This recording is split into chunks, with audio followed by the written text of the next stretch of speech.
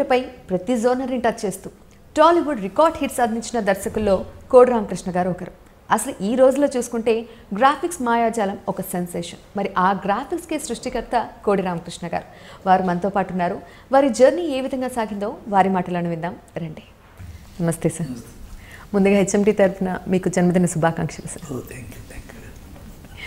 First మీ ప్రస్థానం ఎలా మొదలైందో తెలుసుకోవాలని సార్. ఎందుకంటే 1974 మేన మీరు దాసనారాయణ గారి దగ్గరికి ఫస్ట్ ఇంట్లో నుంచి బయలుదేరారు అని తెలిసింది. సో అక్కడి నుంచి మీ ప్రస్థానం ఎలా స్టార్ట్ అయింది?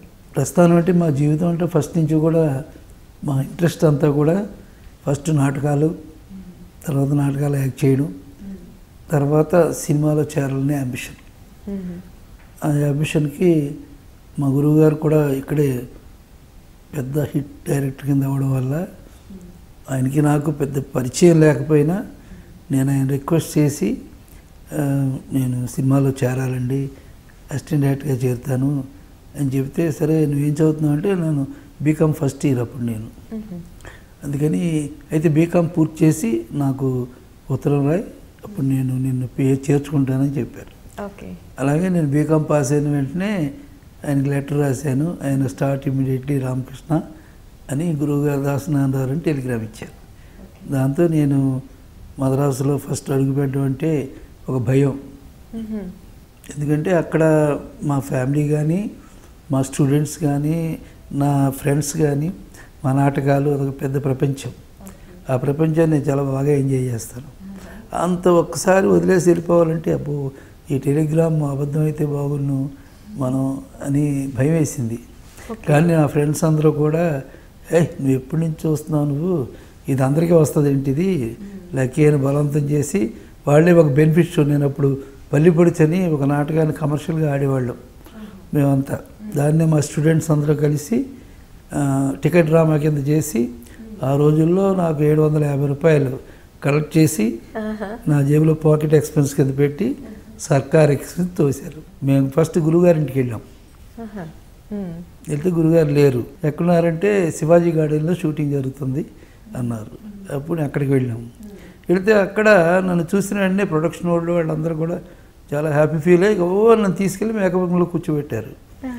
ఏంటి ఎవరు ఏంటి నన్ను ఎందుకు తీసుకెళ్తున్నారంటే అప్పుడు కొన్ని పాత్రలు నాకు తెలుస్తున్నాయి. ఎందుకంటే నేను రాధంపల్లి కాకినాడలో చేసినప్పుడు గురుగారిని చూడడానికి వెళ్ళినప్పుడు ఒక చిన్న వేషం వేస్తాం అన్నట్టు. అది ఎవరంటే శారద గారి పక్కనే ఆవిడ అసిస్టెంట్ ఆ సినిమా. దాని ప్యాచ్ వర్క్ జరుగుతుంది అక్కడ. జరుగుతుంటే దానికి నన్ను ఎవరో డూప్ కింద పెట్టి దాన్ని మేనేజ్ చేస్తున్నారు. నేనే వెళ్ళడంతో వాళ్ళందరూ కూడా హ్యాపీ ఫీల్ అయి వెళ్ళిపోయి నాకే వేషం వేసి తీసుకెళ్ళి శారద గారు పక్కన కూర్చోబెట్టారు. శారద గారు సెకండ్ ఇచ్చారు, నాకు క్లాప్ పెట్టారు. క్లాప్ పెట్టినప్పుడు దాసనారాయణ చూశారు నన్ను. ఎప్పుడు వచ్చావు నువ్వు అన్నారు. సార్ ఇవాళ పొద్దున్నే వచ్చాను సార్. పొద్దున్నే వచ్చేసి సినిమాలో వేషం వేసి క్లాప్ ముందే నాకు కనబడ్డావు కాబట్టి నువ్వు తప్పకుండా మంచి డైరెక్టర్ అవుతావు అని విష్ చేశారు. అక్కడి నుంచి ఆయనతోటే లైఫ్ అంతా కూడా స్టార్ట్ అయింది. అంటే మీరు ఫస్ట్ అయితే ఒక నాటక రంగంలో ఉన్నా కానీ ఒక చిన్న పాత్ర పోషించిన సినిమాలో తర్వాత దాని వైపు పెద్దగా కనిపించకుండా ఓన్లీ దర్శకత్వం వైపే వెళ్ళారు. అవును, నేను పాలకొల్లో కూడా ఫస్ట్ నాటకాల్లోనే వేషాలు వేసేవాడిని. ఆ పాలకొల్లు ఏరియాలో కల్లా మంచి బాయ్ కింద వేషం కాస్తే నన్నే పెట్టుకునేవారు. అల్లు రామలింగయ్య గారు కూడా ఆడదనే నాటికి వేసేవారు. అక్కడి నుంచి కమర్షియల్గా వచ్చి అక్కడి నుంచి పార్టీ పెట్టుకొని టూర్ చేసేవారు. అందులో కూడా నేనే హీరో. అందుకని ఆయన నాకు డైరెక్టర్ రామలింగయ్య గారు.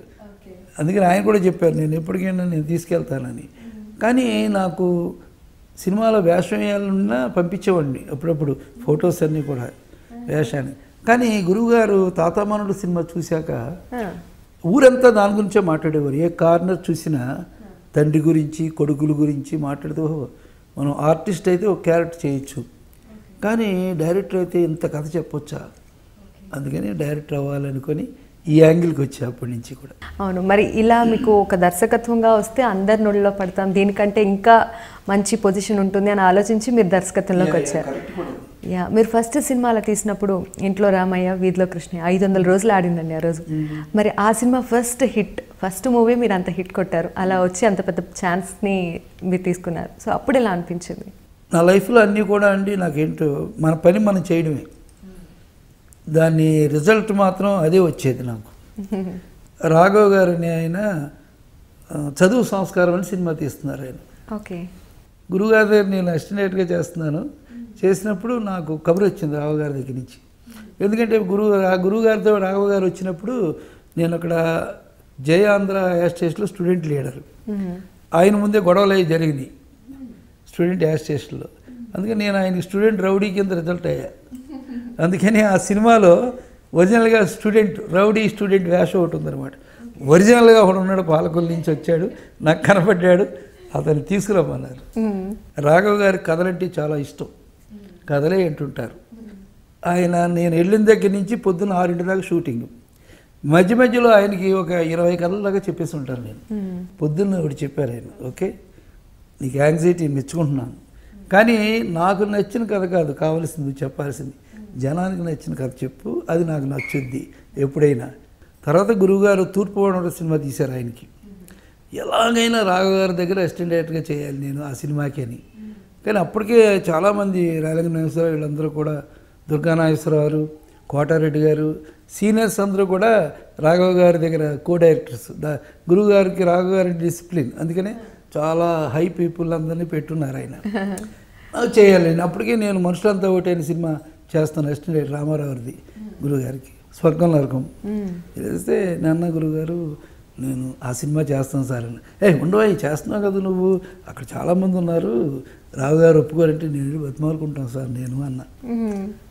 మీ సినిమా చేస్తారు కదా గురువుగారు అంటే చేస్తున్నారయ్యా, చాలా ఇంపార్టెంట్ నాకు, నేను అసిస్టెంట్ డైరెక్టర్గా చేస్తాను సార్ అని. వద్దు లోపల ఉన్నారు చూడండి, ఇంకా మీ వాళ్ళు చాలామంది ఉన్నారు, అందుకని ఇంకా కొత్త వాళ్ళని ఎక్కడ పెట్టుకొని నేను అన్నారు. సార్ ఓ పని చేయండి సార్, నేను ఏదో మీ దగ్గర ఇస్తే ఏదో సినిమాలు వస్తాయని నేను పైకి రావచ్చని ఫీలింగ్ సార్ అని కోయోడు పట్టుకున్నట్టుగా పట్టుకున్నా ఆయన. పట్టుకుంటే 100 ఇస్తాను ఓకేనా, ఓకే సార్. శాషగిరి అని ప్రొడక్షన్ మేనేజర్ని పిలిచారు. 100 రూపాయలు చెక్ రాయన్నారు. మనకు చెక్కు దాని సంగతి ఏంటో కూడా మనకు తెలియదు అప్పుడు. అయితే ఆయన ఫస్ట్ 100 రూపీస్ చెక్ రాసి చింపి నా చేతికి ఇచ్చారు. అది ఫస్ట్ చెక్ నేను రిసీవ్ చేసుకున్నా. 100 రూపాయలు. గురుగారి దగ్గరికి వెళ్ళి ఏంటి వెళ్ళిపోమన్నారా, లేదు సార్ ఓకే అన్నారు సార్. చెక్ కూడా ఇచ్చారు సార్. అవునా చెక్ ఇచ్చారు, ఇంకా నాకే అడ్వాన్స్ ఇవ్వలేదయ్యా, నీకు ఇచ్చారేంటి, లక్కీ అయ్యా, హ్యాండ్ మంచిది, మంచి సినిమాకి చేరుతున్నాం ఓకే అని ఆయన విష్ చేశారు. అలాగే అందరిది కూడా నాకు అలా కలిసి వచ్చి ఈ తూర్పుగోదావరి బ్యాచ్ అంతా కూడా కాశ్మీర్ వెళ్ళిపోయారు. వెళ్ళిపోతే నగేష్ గారు డబ్బింగ్ కోసమని అప్పుడు టైం ఇచ్చారు ఈయనకి, రాఘవ్ గారికి. బస్ ఈయన టెన్షన్గా ఉండిపోయి ఊర్లో ఉండే కో డైరెక్టర్లందరినీ మాట్లాడుతున్నారు. ఈయన మాట్లాడితే ఏం సార్ అన్న, నగేష్ డబ్బింగ్ చెప్పించాలి, మీ వాళ్ళందరూ కాశ్మీర్ వెళ్ళిపోయారు, దాసనాందారు నా ఫోన్లో దొరకట్లేదు అంటే, బాగోదు కదా సార్ బయట వాళ్ళు అందరూ చేయించడం, మా బ్యాచ్ ఉండగా దాసనాందారు అసిస్టెంట్ అంటే ఎలా సార్ అని. మరి ఎవరు లేరు కదా అని, నేను చెప్పిస్తాను సార్. నువ్వు అప్రెంటిస్వి, నగేష్ అనేది నీకు తెలీదు, కష్టం అది, మళ్ళీ ఈసారి వెళ్ళా అంటే నగేష్ నాకు 1 year దాకా మళ్ళీ దొరకదు డబ్బింగ్కి అన్న. 1 గంట చూడండి సార్, చెప్పించకపోతే అప్పుడు ఇంకెవరిని చెప్పించండి అన్న. సరే అని పొద్దున్నే నగేష్ గారు డబ్బింగ్కి వస్తున్నారు, నేను టెన్షను అయితే వచ్చి కూర్చుని వెంటనే షూటింగ్లో నాకు పరిచయం ఆయన, తూర్పుగోదావరి షూటింగ్లో. ఆయన ఎప్పుడు ఆయన రూమ్లో పడుకోమే ఉన్నారు. వద్దండి బాబు మీ దగ్గర మాకు నిద్ర పట్టదు ఇక్కడ అంటే, అది నీకోసం కాదయ్యా, ఇక్కడ దోమలు ఎక్కువ ఉన్నాయి, నిన్ను కూడా కరిస్తే బెటర్ కదా, నన్ను ఒక్కడే ఎందుకు, అలాంటి జోక్స్ అన్నీ వేసేవారు ఆయన. ఏంటిదంటే డబ్బింగ్ సార్, మరి ఏంటి కో డైరెక్టర్ లేరు సార్ అన్న. మరి నేను చెప్పిస్తాను సార్ అన్న. నువ్వు రాఘవ ఏంటయ్యా నువ్వు కుర్రోళ్ళందరినీ నా చుట్టూ పెడుతున్నాను, నాకు టైం లేదు అని గొడవ కూడా చేశారు. నేను చెప్పానా అని రాఘవ్ గారు పెద్ద గొడవ చేశారు. ఇంజనీర్ గారు ఒక ఆయన ఓల్డ్ ఆయన ఉండేవారు, నగేష్ కుర్రోడు చెప్పిస్తా అన్నాడు కదా, మేము ఉన్నాం కదా, చెప్పు నువ్వు. అవునా ఏది చెప్పమను చెప్పించమను అన్నారు. లూప్ వేసాం అంటే అప్పుడంతా సైలెంట్, సౌండ్ ఉండదు. నేను ఆ వరుసలో వేసాను కానీ పాసిబిలిటీ మర్చిపోయా. ఫస్ట్ లూపే 400 feet సైలెంట్ లూప్, అది రన్ అవుతుంటే నగేష్ గారు గొడవ చేశారు. ఏంటిది ఇలాగేం నేను చెప్పలేను, 400 అడుగులు ఇది ఎలాగా సౌండ్ లేదు, టేపులో సౌండ్ లేదు, అది ఏదంటే రాఘవ్ గారు చెప్పారా నేనైనా ఆయన మళ్ళీ గొడవ చేస్తే నాకు, ఎందుకంటే నైట్ నేను మూవీల మీద కూర్చొని ప్రిపేర్ అయ్యా కొంచెం. సార్ నేను చెప్తా సార్ అన్న. ఏంటి నువ్వు లూప్ చెప్తావా, చెప్తాను సార్ నేను అన్నాను. ఏది చెప్పు చూస్తాను అంటే అందరికీ టెన్షన్ అక్కడ. రాఘవ్ గారు ఇంజనీర్ గారు అందరూ టెన్షనే, నాకు టెన్షనే చెప్తామని అనేసి వేసారు లూపు. వేస్తే నాకు వచ్చిన డైలాగ్, చదువుకున్న డైలాగ్ అంతా డబ్బా డబ్బా డబ్బా 400 feet చెప్పేసా. ఓకే, సింకో ఏంటో తర్వాత విషయం. ఆయన వచ్చి భుజం తట్టాడు, నాగేష్ గుడ్, అలా ఉండాలి ప్రిపరేషన్. సరే నువ్వు నా పక్కనే ఉండు, నేను చెప్తుంటే నువ్వు చెప్తుండు, నువ్వు చెప్పేయకు అలాగా. అక్కడి నుంచి 2 hours 3 hours ఆయన డబ్బింగ్ ఫినిష్ చేశాను. కోడి రామకృష్ణ గారి దగ్గర నుంచి మరిన్ని విశేషాలు తెలుసుకునే ముందు ఒక చిన్న విరామం తీసుకుందాం.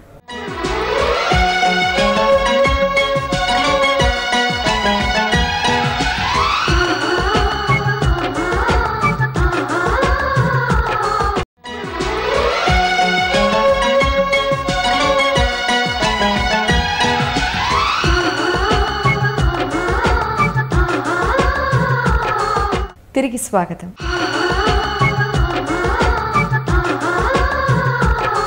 మనం ఇదెక్కడ న్యాయమైన సినిమా హిందీలో చేశారు, పనిచేశారు.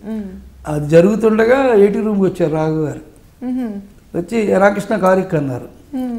అంటే ఎక్క కారు అన్నారు. బాలుగారు వాళ్ళు పిలుస్తున్నారు వెళ్ళంటే ఎక్కితే ఆఫీస్కి తీసుకొచ్చారు. తీసుకొచ్చి ఒక రూమ్ చూపించారు. దాని డైరెక్టర్ రాసింది. ఇక్కడే దాసనాలు కూర్చున్నారు, ఇక్కడే రాశారు కదా, ఇక్కడే తాత మానవుడు, ఇక్కడే సంసారం సాగరం, ఇక్కడే తూర్పడమ రాశారు ఆయన, తెలుసా నీకు? అవునా అండి. అందుకని ఇవాళ నుంచి నువ్వు డైరెక్టర్ కూర్చో, నెక్స్ట్ పిక్చర్ నీకు ఛాన్స్ ఇస్తుందని చెప్పారు. ఆయన డిసిప్లిన్ అంతా పర్ఫెక్ట్గా ఉండాలి ఆయనకి అన్నీ కూడా. ఆయన మళ్ళీ సెక్స్ కానీ ఫైట్లు కానీ యాక్షన్ ఏమి, సెంటిమెంట్ అంటే చాలా ఇష్టం ఆయనకి. అలాంటి కథలు చెప్పి మొత్తానికి 1 year తర్వాత 1.5 year తరంగిణి అనే కథ ఓకే చేసి. కానీ మీరు మొదటి సినిమా ఇది అదే తరంగిణి అయితే దాంట్లో కొత్త వాళ్ళు అందరూ సుమను, భానుచంద్ర, శ్యామల గౌరి. అది రికార్డింగ్ అయ్యింది. మా ఫ్రెండ్స్ పాలకొల్లు నుంచి వచ్చారు, మనందరికి ఫోన్ చేసాం. అప్పుడే వైట్ డ్రెస్ వేసుకోవడం మొదలుపెట్టాం. వాళ్ళు పిలిచారు, పిలిచి రామకృష్ణ పద మన దాసనాల దగ్గరికి వెళ్ళాలి అన్నారు. అదేంటి సరే అందరూ చెప్తున్నారు, కొత్త వాళ్ళు కదా, వీళ్ళందరితోటి కొత్త డైరెక్టర్తో ఎలాగని చెప్పారు, అందుకని సినిమా వద్దనుకుంటున్నాను నేను అన్నారు. ఒకే మాట. నాకు ఏమీ లేదు, కొంచెం 1 సెకండ్ 2 సెకండ్లు బ్లాంక్ అయ్యాను. తర్వాత పోలేదు సార్ మళ్ళీ ఇంకో కథ చెప్తా అన్నా. అంటే ఆయన ఎందుకో చప్పట్లు కొట్టాడు. కొట్టి అసలు ఇది విన్న వెంటనే నువ్వు ఈ ఆఫీస్ అంతా బద్దలు కొట్టేస్తావని, నా మీద రెక్కేస్తావని, నేను ఏదో ఒక విప్లవాన్ని నేను ఎక్స్పెక్ట్ చేశాను, కానీ నువ్వు మళ్ళీ చెప్తా అన్నావు కదా, అందుకని నేను ఎప్రిషియేట్ చేస్తున్నాను. సరే ఇంకో కథ చెప్పు, ఇవన్నీ పెట్టుకొని అంటే అప్పుడు ఇంట్లో రామదేవి కృష్ణ కథను వాకే చేసి దాన్ని వర్కౌట్ చేసి దాన్ని రాఘవ్ గారికి చెప్పాను. అన్ని కథలు చెప్పి ఆ కథ చెప్పాను. చెబితే మారుతిరావు గారిని డైరెక్టర్గా రైటర్ కింద పెట్టుకుంటే ఆయన దగ్గర ఒక ప్రొడ్యూసర్ ఉన్నాడు. నేను చెప్పే కథని రాఘవ్ గారి కథ తీయకపోతే నేను తీస్తా అని ఆయన రెడీగా కూర్చున్నాడు. పొద్దున్నే రాఘవ్ గారికి వెళ్ళి కథ చెప్తున్నాను నేను, మారుతిరావు ఆయన గుడి దగ్గర నుంచి ఉన్నాడు. రాఘవ్ గారు తీయకపోతే నేను తీస్తానని. అలాంటప్పుడు రాఘవ్ గారు కథని అసలు ఆయన కథ విన్నారంటే ఒక దూర్వాస మహాముని, ఏముండదు ఆయన అన్నారు. ఈ కథ నాకు నచ్చలేదంతే అన్నారు. సరే మామూలే కదా, మాకు రాఘవ్ గారు అలా అనడం మామూలే. మళ్ళీ ఇంకో కథ ఆలోచించాలి అంటే, కానీ నాకు సంగీత క్యారెక్టర్ నచ్చింది, అది కథను నడిపిస్తుంది చూడు, అందుకని ఈ కథ ఓకే. నా రూల్ పోతుంది, నువ్వు ఒప్పించుకోక అవసరం. అప్పుడు నేను వెళ్ళి ఆయన డబ్బింగ్ చెప్తున్నారు.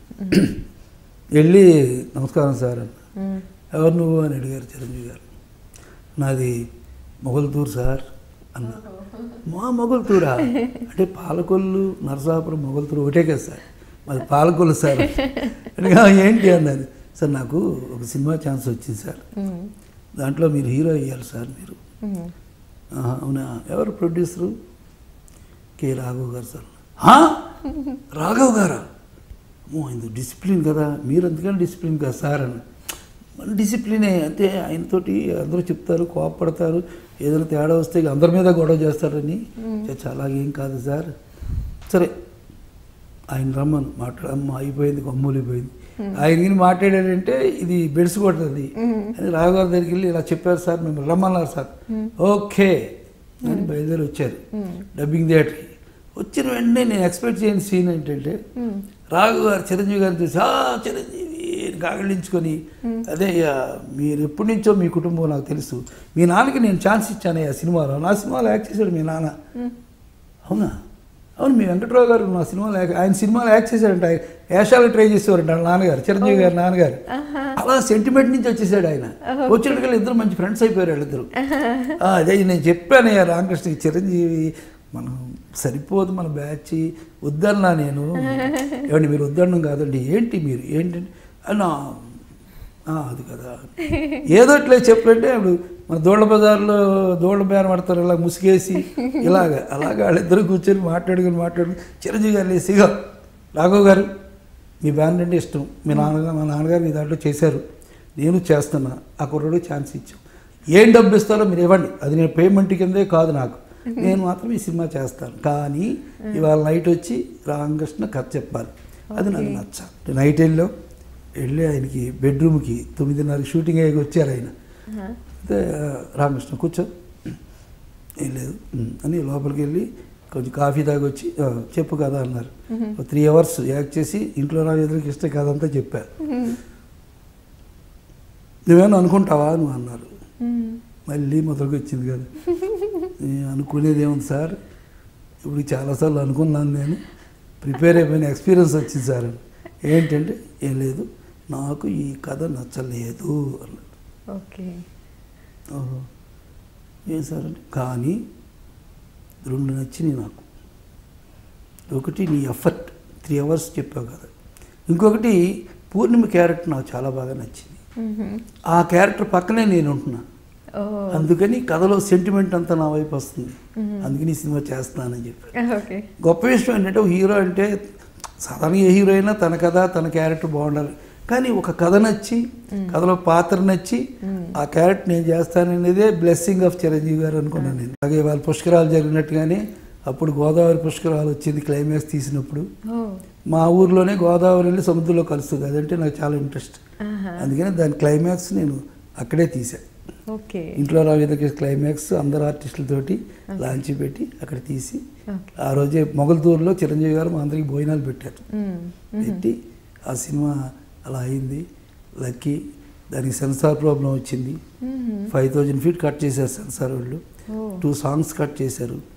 అందరూ చిరంజీవి గారు అందరూ టెన్షన్ పడి, రాఘవ్ గారు నాకు ఆ రోజు అందరూ ఆపి, అది ప్రొడ్యూసర్ అంటే, నేను మీకు ఇవ్వను, ఈ సినిమా నచ్చింది నాకు, నేను ప్రమోట్ చేస్తా కుర్రోడిని, కష్టపడతా అని 2 months ఎన్నో మీటింగ్స్ పెట్టి సెన్సార్ వాళ్ళతో ఫైట్ చేసి ఇండస్ట్రీ అంతా సింగిల్ కట్ లేకుండా మళ్ళీ తెచ్చారు ఆయన 2 hours. అందుకని ఈరోజు కోట రామకృష్ణ నిలబడి ఉన్నాం. ఒకవైపు చిరంజీవి గారు, రాఘవ్ గారు, గురువు గారు, నారాయణ రెడ్డి గారు, మారుతిరావు గారు, అందరూ స్టాల్ వర్డ్స్ లాగా ఉండేవారు నాకు. వాళ్ళకి ఏంటంటే నా బిహేవియర్, నా కథ, నా అప్రోచ్ నచ్చి, అందుకని అందరూ కోఆపరేట్ చేయబట్టే కోట రామకృష్ణ అనేది ఇప్పుడు ఇలా ఉన్నారు. స్పెషల్ ఇంటర్వ్యూలో ఇప్పుడు ఒక షార్ట్ బ్రేక్ తీసుకుందాం.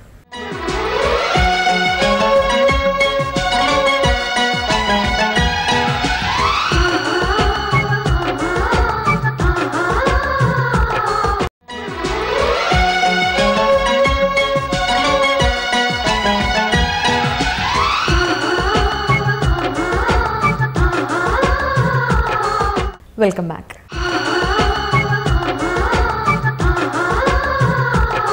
యాక్చువల్లీ డైరెక్టర్ అంటే ఒక పంతా ఉంటుంది, ఇదే స్టైల్ ఆఫ్ జోనర్లో ఉంటారనమాట, ఒకటే స్టైల్లో, కానీ మీరు అన్ని జోనర్స్ని టచ్ చేస్తూ ఉన్నారు. సో అది ఎలా జరిగింది సార్, అసలు అవే ఎలా ఎంచుకున్నారు? నా ప్రొడ్యూసర్కి నచ్చిందే నేను కథ కింద తీస్తాను కాబట్టి రకరకాల టేస్ట్ ప్రొడ్యూసర్లు వచ్చారు, నేను ఏదైనా తీసేస్తాను. మ్యూజిక్ చేస్తా, sentiment, family drama, music, fight, action అన్నీ కూడా చేస్తాను. నా యాక్షన్ కానీ, నా ఫైట్ కానీ, నా రాజకీయాన్ని కానీ సెంటిమెంట్ మాత్రం స్ట్రాంగ్గా పెట్టుకుంటాను, అది లేకపోతే ఏది పండదు. అందుకని ప్రొడ్యూసర్కి ఏం కథ కావాలో చెప్తాను కాబట్టి నాకు రకరకాల ప్రొడ్యూసర్లు వచ్చారు కాబట్టి అందరూ కూడా నా మీద నమ్మకంతో వచ్చిన వాళ్ళే, కానీ నా ప్రొడ్యూసర్లు అందరూ నా సక్సెస్ మీద నమ్మకంగా ఈ ప్రొడ్యూసర్ రాలే. అందుకే ఇప్పటిదాకా నేను నా ప్రొడ్యూసర్లు అందరూ కలిసి ఉండడానికి కారణం స్ట్రాంగ్. ఇప్పటికీ మేము ఏది వచ్చినా సరే మేము సునామీని ఎదుర్కొన్నట్టుగా ఎదుర్కొంటాం అనడానికి కారణం ప్రొడ్యూసర్ నేను ఒకటి. మరి ఇన్ని ఇయర్స్ కెరీర్ అంటే 130 చిత్రాలు తీశారు, 35 ఏళ్ల కెరీర్ ఉంది. ఏ ఒక్కరోజు కూడా మీకు అప్ అండ్ డౌన్స్లో వెనక్కి వెళ్ళిపోవాలని అనిపించలేదు? మనం ఎప్పుడు కూడా సక్సెస్కి భయపడాలి, ఫెయిల్యూర్కి పట్టుదల పెరగాలి. ఫెయిల్ అయిందంటే ఎందుకు అయ్యింది అసలు అనేది వచ్చేస్తుంది నాకు. వచ్చి ఏం చేయాలి, తప్పు ముందు నా సినిమాలో ఫెయిల్ అయితే బాగా తీసేవాడిని, ఎందుకు ఆడలేదు అని మాత్రం ఎప్పుడు అనుకోను. ఎక్కడ తప్పు చేసాము అనేది ఎతుకుతాను నేను. ఎతికి ఈ తప్పు మళ్ళీ రిపీట్ చేయకూడదు, వీలైనంత వరకు I will try for better. అలా చేయబట్టి నేను ఎన్ని ఫెయిల్యూర్స్ వచ్చినా, ఫెయిల్యూర్స్ అనేది ఎవరికి రాదు. డైరెక్ట్ అనేది ఎప్పుడైనా ఫెయిల్యూర్ అవ్వచ్చు, కానీ ఎప్పుడు రిలాక్స్ అవ్వకూడదు. ఎందుకంటే కోట్ల మంది జనం మన పక్కన ఉంటారు కాబట్టి చేయాలి, కొత్తదనం చేసుకోవాలి, మనం అప్ టు డేట్ చేసుకోవాలి. కానీ మనం ఏదైనా సరే మార్చుకోవచ్చు, ట్రీట్మెంట్ మార్చుకోవాలి, ట్రీట్మెంట్లో కొత్తదనం తీసుకురావాలి, కొత్త టెక్నిక్ ఎప్పుడు మనం అబ్జర్వ్ చేయాలి. లేకపోతే మనం తప్పు అవుతుంది అబ్జర్వ్ చేయకపోతే. కానీ మనం ఫ్రేమ్ మాత్రమే మార్చాలి, కానీ లోపల ఉండే వెంకటేశ్వర స్వామి బొమ్మలు మాత్రం మార్చకూడదు. అందుకని you can decorate our treatment, but subject మాత్రం జనానికి నచ్చాలి. మనం ఆకాశంలో బాంబులు పేల్చిన అదరని వాడికి వెనకాల చిన్న సూది గుచ్చితే అమ్మ అంటాడు. అందుకని సూది గుచ్చి అమ్మ అనిపించడానికి నేను ఎక్కువ ట్రై చేస్తాను. మీరు ఇన్నేళ్ల నుంచి మీరు చెప్పినట్టు ఎన్నో అప్ అండ్ డౌన్స్ని ఎదుర్కొని వచ్చిన ఒక డౌన్ అనే స్టేజ్ వచ్చినప్పుడు భయపడకుండా ముందుకు వెళ్ళాలన్నారు. కానీ ఇప్పుడు రోజుల్లో చూసుకుంటే వస్తున్నారు, వెళ్ళిపోతున్నారు. ఒక హిట్ వచ్చి తర్వాత ఫ్లాప్ వచ్చినా భయపడిపోయి మళ్ళీ కనిపించట్లేదు సార్. ఇలా ఎందుకు జరుగుతుంది అంటున్నారు? అందుకని మీరు పని చేయాలి ఇలాంటివన్నీ కూడా. ఎందుకంటే ఇండస్ట్రీలో అనేది రిలేషన్షిప్స్, కాంబినేషన్స్, ఫ్రెండ్షిప్ అనేది రేర్. అది క్వశ్చన్ చేయడం వల్ల చాలా చాలా కాంబినేషన్స్ విడిపోయింది. అందుకని ఇది ఒకరిని ఒకరు అడగడం కంటే ఇలాంటి వ్యక్తుల్ని మీరు ఎంట్రీ చేయండి. ఎందుకు ఇలా అవుతున్నారు, మీరు ఎందుకు మిస్ అయ్యారు, ఏం మిస్ అయ్యారు అంటే వాళ్ళు చెప్తారు వాళ్ళలో ఉండేది. కానీ ఒకటి మాత్రం నిజం, మనం సినిమాని మనందుగా ఆలోచించకూడదు, చుట్టూ ఉండే ప్రపంచాన్ని ఆలోచించాలి, చుట్టూ వచ్చే సినిమాలను ఆలోచించుకోవాలి. ఆలోచించుకుని హోంవర్క్ హెవీగా చేయాలి, హెవీ హోంవర్క్. ఆ ప్రొడ్యూసర్లు అందరూ కూడా ఎప్పుడు కూడా ఎప్పుడైపోద్దని అడగలేదు నా ప్రొడ్యూసర్లు ఎవరు కూడా. ఎప్పుడైపోతుంది సార్ సీన్ అని ఎప్పుడు అడగలేదు, ఎలా వచ్చింది సార్ సీన్ అడిగారు. అలాంటి ప్రొడ్యూసర్లు దొరికారు కాబట్టి మాకు అది. ఓ ప్రొడ్యూసర్కి నేను స్పాట్లో ఉండగా 4 o'clock ఒక సీన్ చెప్పాను, ఇలా ఉంటే బాగుంటుంది సార్ ఇక్కడ, ఇలా ఏంటో చెప్పేస్తే అవును ఆయన కారేసుకి వెళ్ళిపోయాడు. ఆయన అయ్యో సెట్లోంచి వెళ్ళిపోయాడేమో ఆయన, ఇంకా కంపల్సరీ ఇమీడియట్గా ఒక అమ్మాయిని తీసుకొచ్చాడు ఆయన. ఎందుకంటే నేను చెప్పిన సీన్లో ఒక అమ్మాయి ఇంపార్టెంట్. ఈ అమ్మాయి బాగుంటుంది సార్, మీకు ఇప్పుడు దొరకదు కదా, ఓకేనా అమ్మాయి చేత వేయించాం వేషం. సార్ అని వచ్చాడు పక్కకి, సార్ రేపు తీసుకుందాం ఇది అన్నాడు. అదేంటి అండి తీద్దాం, వచ్చేస్తే అయిపోతుంది 2 hours, రేపైతే ఇంకా బాగా తీస్తారు కదా మీరు, ఫ్రెష్గా ఉంటుంది కదా, అది కదా అని. లేదు లేదు నేను తీస్తాను, నేను నా మాటేనండి. నేను బతిమాలుకుంటే లేదు మీరు స్టెయిన్ అయితే మిస్ అవుతారేమో మీరు డైరెక్ట్ గారు, ఇంకా ఆలోచించుకోవచ్చు కదండి. ఏం పర్లేదండి అని నేను ఎవరికైనా క్లైమాక్స్ చెప్పినప్పుడు ప్రొడ్యూసర్కి అందరూ కూడా క్లైమాక్స్ చెప్తూనే ఉంటారు. తర్వాత అండి అంటారు, ఇక్కడ దాకా ఆలోచించాను, మిగిలింది రేపు. అలా చెప్పుకుంటూ వెళ్తా. నా ప్రొడ్యూసర్ నా గిఫ్ట్. నా ప్రొడ్యూసర్ డైనమిక్ ప్రొడ్యూసర్స్. అంటే సినిమా కథ తప్పితే ఇంకోటి ఏది నేను ఆలోచించను. బిజినెస్ కానీ ఎవరు నా పక్క కూడా రానివారు వాళ్ళు అంతా కూడా. ఆయనకి చెప్పకుండా బాబు ఆ సీన్ అని ఆయన పెట్టినవారు, అది జనాన్ని ఏంటి 50 మందిని పెడదామా నష్టం ఏంటంటే, ఇక ఎందుకే 50 మంది 40 మందిని కూడా పెట్టుకోవచ్చు కదా మనం. ఆయనకి చెప్పకండి అయ్యా బాబు నాకు చెప్పండి అంటుంటారు ప్రొడ్యూసర్లు. అంటే ఇదేదో నేను లోబిగా ఉండడం కాదండి, టెక్నిక్ ఈజ్ దేర్. టెక్నిక్ అంటే మనం టెక్నిక్ ఏంటంటే గోని పట్టాన్ని మక్మల్ క్లాత్ కింద ఎలా చూపించాలనేది సినిమా. మక్మల్ క్లాత్ ఎక్కువ చేయడం అంటే ఈజ్ నాట్ టెక్నిక్. అందుకని సినిమాకి చాలా సోర్సులు ఉన్నాయి చూపించడానికి, అవన్నీ కూడా ఉపయోగించుకొని చేయాలి.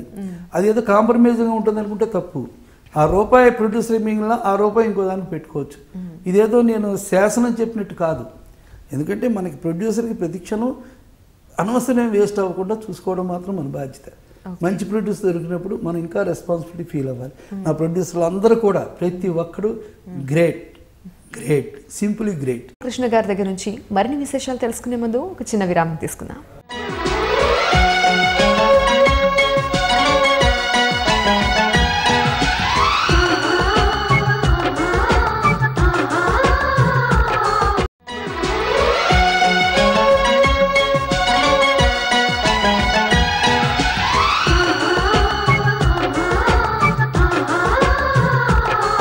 తిరిగి స్వాగతం.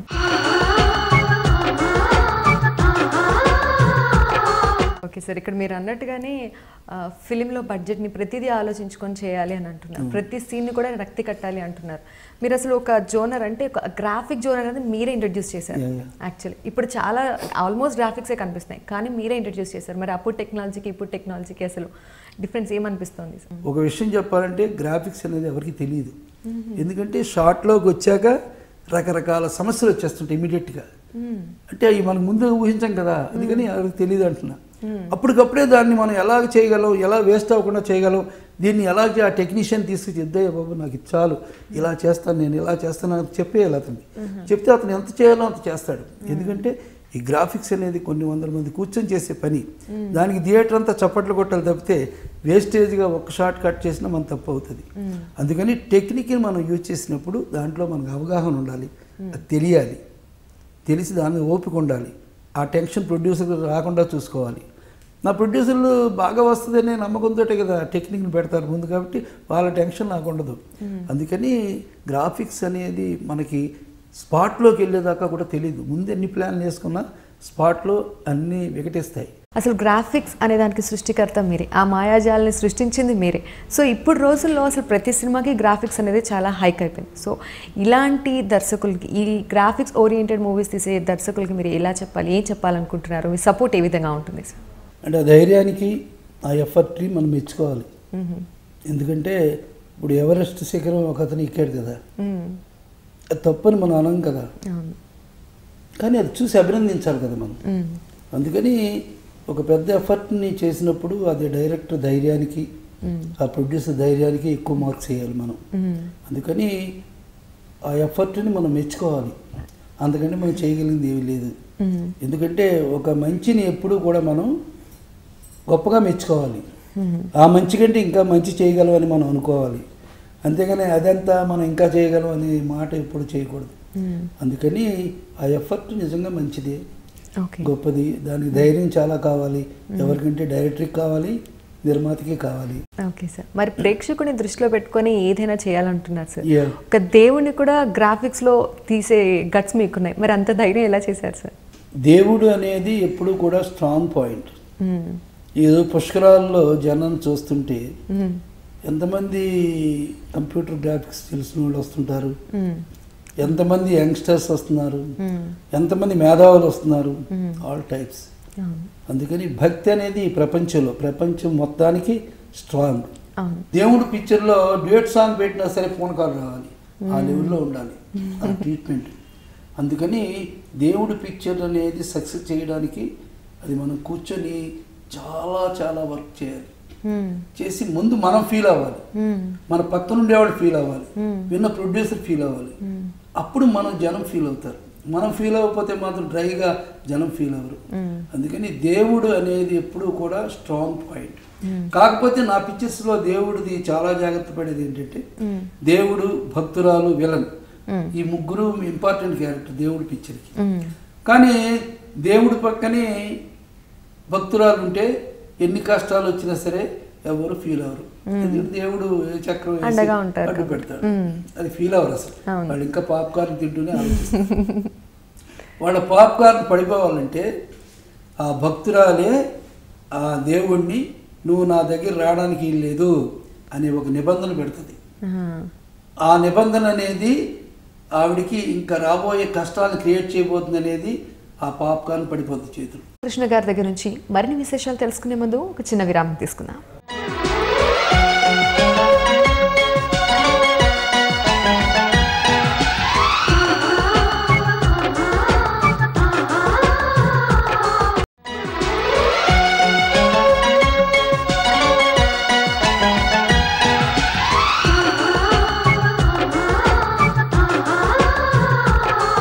తిరిగి స్వాగతం.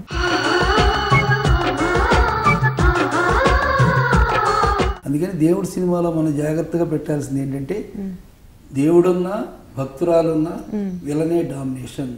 ఇప్పుడు ఏమవుతుంది అనే టెన్షన్ ప్రతి దేవుడి సినిమాలోనూ ఉండాలి. అలా పెట్టడం అనేది నావల్టీ, ఒక్కో దాంట్లో ఒక నావల్టీ. అలాగే దేవుడి సినిమా అనేది గజగజ ఉనికించాలండి మనకి. అందుకనే నా సినిమాలో అన్నిట్లో కూడా, అమ్మోరు సినిమాలో చిన్నపిల్ల అయినా అడుగు కింద వేసినప్పుడు పూనకాలు వచ్చేసింది అందరికి. అలాగే దేవుళ్ళ సినిమాలు కూడా కనకదుర్గ గుడి దగ్గర పిల్లలు ఇద్దరు అరుస్తుంటే మొత్తం అందరికి కూడా పూనకాలు వచ్చేసి, అంటే పూనకం కాదు, అది థ్రిల్, ఎమోషన్. ఎప్పుడు కూడా మన జాతరలో ఎమోషన్ ఎందుకు వస్తుంది? డప్పులు అన్ని కొట్టబెట్టి కదా ఎమోషన్ వస్తుంది. కొడితే కొడితే కొడితే వస్తాయి కానీ పూజలు మంత్రాలు అయితే రాదు. ఆ ఎమోషన్ క్రియేట్ చేయబట్టి అక్కడ పూనకాలు వస్తాయి. అలాంటి ఎమోషన్ ప్రతి భక్తి సినిమాలోనూ ప్రతి సీన్లోనూ కూడా మనం చెప్పగలగాలి. సినిమాకి తేడా ఉండాలి.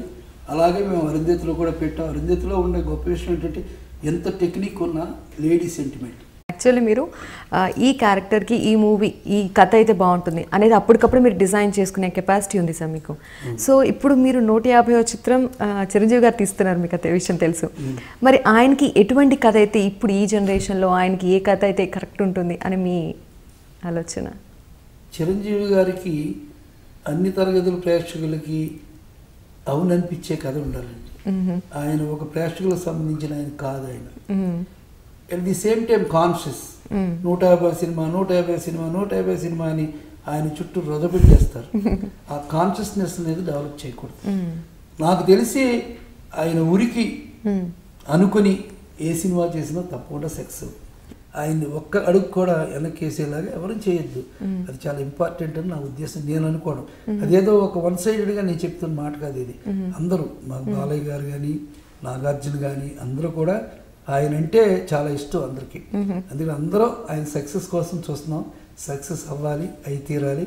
అప్పుడే మనందరికీ కూడా ఆనందం అంటది నా ఉద్దేశం. మిమ్మల్ని ఇంకొక క్వశ్చన్ అడగాలి సార్. యాక్చువల్లీ మీరు మాట్లాడే ప్రతి ఇంటర్వ్యూలో మాట్లాడే 100 మాటల్లో 90 మాటలు ఖచ్చితంగా మీరు మీ గురువు గారు దాసనారాయణ గారి గురించే మాట్లాడుతుంటారు. ఆయన 150 చిత్రాలు తీశారు, మీరు 130 చిత్రాలు తీశారు. అంటే గురువుకు తగ్గ శిష్యుడు అనిపించుకున్నారు. అంటే మీ మధ్యలో ఉన్నటువంటి అనుబంధం ఎలా ఉంటుంది సార్? నిజంగా మేము ఏ అడుగు వేస్తున్నా సరే ఇప్పుడు ఆయన అనుబంధం అందరికీ బయట తెలియదు, మాకు తెలుసు. ఎందుకంటే ఆయన నిద్రలో కూడా కథ గురించి సీన్ గురించి ఆలోచిస్తుంటారు.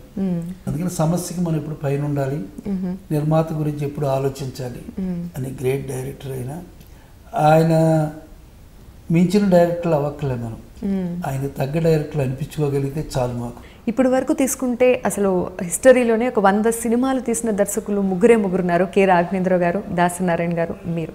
దీన్ని ఎలా రిసీవ్ చేసుకుంటున్నారు? ఇది డ్రీమ్ అండి, అంతే. నేను ఎక్స్పెక్ట్ చేయడం ఒక డ్రీమ్ అంతే. మనం చేసుకుంటూ వెళ్ళిపోవడం లెక్క ఎప్పుడు చూసుకొని నేను ఇక్కడికి వచ్చి కూడా మా వాళ్ళు లెక్క పెడితే నేను లెక్క పెట్టద్దంట. నేను లెక్క పెట్టకూడదని మా నాన్నమ్మ చెప్పింది. ఎప్పుడు ఎక్కువ లెక్క పెట్టకూడదు, చొక్కల్ని నువ్వు చేసే పని అని చెప్పేది ఎప్పుడు కూడా. అందుకని ఎక్కువ లెక్క పెట్టుకోను. కానీ మనకి ఎప్పుడు కూడా మనం ఎన్ని సినిమాలు చేసామనేది కాదు లెక్క, ఎందరు నిర్మాతలు బాగుపడ్డారు అనేది, ఎంతమంది నష్టపోయారు అనేది లెక్క వేసుకుంటూ వెళ్ళాలి మనం అనేది నా ఉద్దేశం. మీ జనరేషన్, మీ టైం, మీరు తీసినటువంటి హిట్స్ అప్పుడు ఒక్కొక్క మూవీ 500 రోజులు 200 రోజులు ఇలా ఆడిన రోజులు ఉన్నాయి సార్ సినిమాలని. కానీ ఇప్పుడు చూస్తే వారం 2 వారాలు దీంట్లో ఇంత కలెక్షన్, ఆ తర్వాత మళ్ళీ శాటిలైట్ రైట్స్ అన్ని సినిమాలు వేసేయడం, ఇలా చూస్తున్నామే కానీ ఆ క్రేజ్ అనేది ఇప్పుడు లేదు. ఎందుకని సార్? అంటే ఇప్పుడు అన్నీ కాస్ట్లీ అయిపోయినాయి. అట్ ది సేమ్ టైం తక్కువ రోజుల్లోనే ఎక్కువ డబ్బు వస్తుందనే ఒక సోర్స్ వచ్చింది. ఎన్ని రోజులైనా స్క్రీన్ మీద చూసినప్పుడు ఎందుకు ఇన్ని రోజులు అయ్యింది అనే ఫీలింగ్ ఉండాలి. ఉంటేనే అది ఉంటుంది. అందుకని ఇప్పుడు విజయోత్సవాలు చేసుకుంటే చాలు, 100 days అయి చేయక్కల, డబ్బు వచ్చింది డబ్బు రాలేదు అనే ఫంక్షన్ పెట్టుకుంటే చాలు. చివరిగా ఇప్పుడు వస్తున్నటువంటి దర్శకులు చాలా మంది వస్తూ ఉన్నారు. సో వీరందరికీ మీరు ఒక పెద్ద రోల్ మోడల్స్, వాళ్ళందరికీ ఏం చెప్పాలనుకుంటున్నారు? ఎప్పుడు ఎవరికి ఏం చెప్పకూడదండి. ఇది డైరెక్టర్ బాధ్యత. అంటే ఏంటంటే ఏదో close shot, mid shot, trolley shot, crane కాదు, ఊహ. అతని ఆలోచన ఎలా ఉంటే అలా తీసినప్పుడే అది మంచి సినిమా అవుతుంది. ఎందుకంటే ప్రొడ్యూసర్ అనేవాడు టేబుల్ పెట్టి కుర్చీ వేసి కూర్చుంటేనే అన్ని పాత్రలు పడతాయి మనకి. అందుకని అతను నిలబెట్టుకోవాల్సిన బాధ్యత ఉంది. మనకు నచ్చదు ముందే వదిలేయండి, నచ్చాక మాత్రం అతని బాధ్యత మంది. అందుకని ప్రొడ్యూసర్ మినిమం గ్యారంటీ మర్చిపోకుండా ఎంత ఖర్చు అయినా పెట్టచ్చు అనేది నా ఉద్దేశం. ఓకే సార్, మీ వాల్యుబుల్ టైం మాకోసం స్పెండ్ చేసినందుకు, అలాగే మీ గోల్డెన్ డేస్ అన్నీ కూడా మాతో షేర్ చేసినందుకు thank you so much sir. HMTV తరఫు నుంచి మరోసారి మీకు happy birthday sir. Thank you sir. So విన్నాం కదండి కోడి రామకృష్ణ గారి మాటల్లోనే వారి లైఫ్ జర్నీ విశేషాలను. ఈ జనరేషన్లో ఉన్న ప్రతి దర్శకునికి ఆయన ఒక ఐకాన్. ఈయన తీసిన ప్రతి సినిమా ఒక సెన్సేషన్. ఇది ఇవాళ స్పెషల్ ఇంటర్వ్యూ. నమస్తే.